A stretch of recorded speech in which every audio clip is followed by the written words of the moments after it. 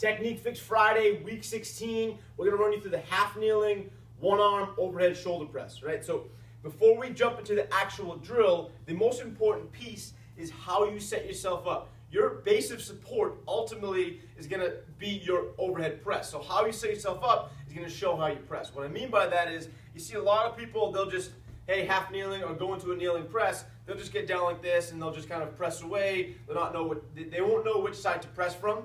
They'll be wobbling, they'll be extending, they'll be arching, they'll be compensating. Same thing from the side view. Their toe will be kind of blown off in the back. They're not really digging the toe in, so to speak. They're kind of hanging out, they're extending, pressing from the wrong side. To clean up all of these issues, simple fix.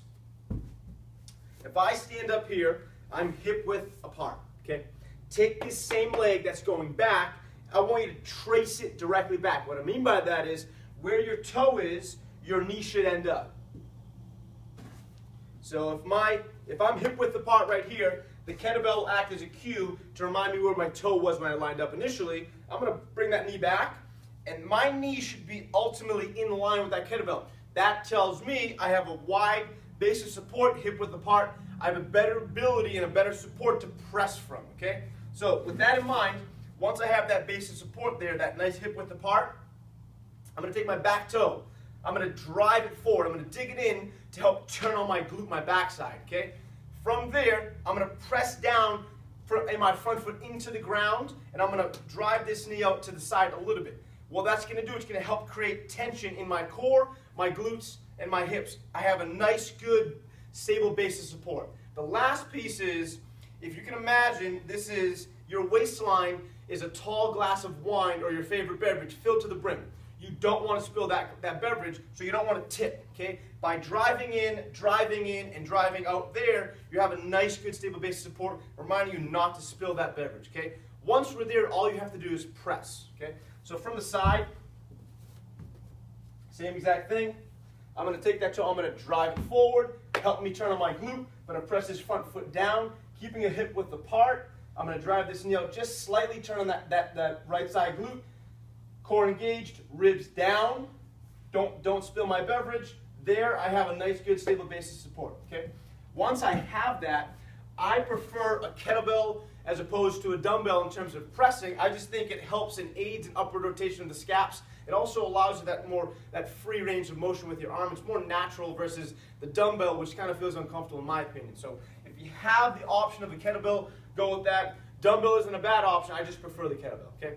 Once that's in place, I have my toe driving forward. I have hip width apart, front foot's down into the ground. Okay, engaging this right side glute, ribs down. Okay, don't spill my beverage. Once I'm there, start with your armor. Okay, you have your bell in front of you, tip into the right, the front of the handle.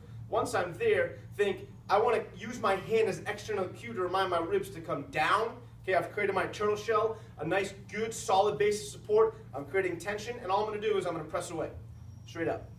Okay, the things you want to look for is arching. Okay, bell going out to the side. Okay, these are things we want to clean up. So from there, just think, as I press up, think of pressing your ribs down, staring straight ahead. So think, as I'm pressing up, I'm going to press my ribs down manually with my hand as a reminder.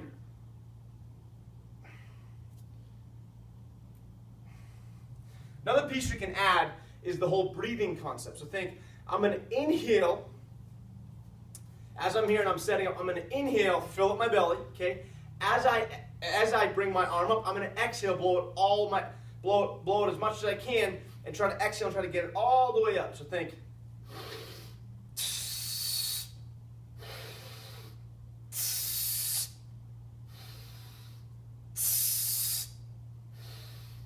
So think, inhale, fill up, exhale, drive it up, inhale, bring it back down. That's a piece you can add if you feel comfortable with the breathing component. You don't have to. It's just another way to add a breathing effect, create more tension, and will help you get a little heavier in your pressing. So give those items a shot next time you try your half kneeling one-arm overhead press.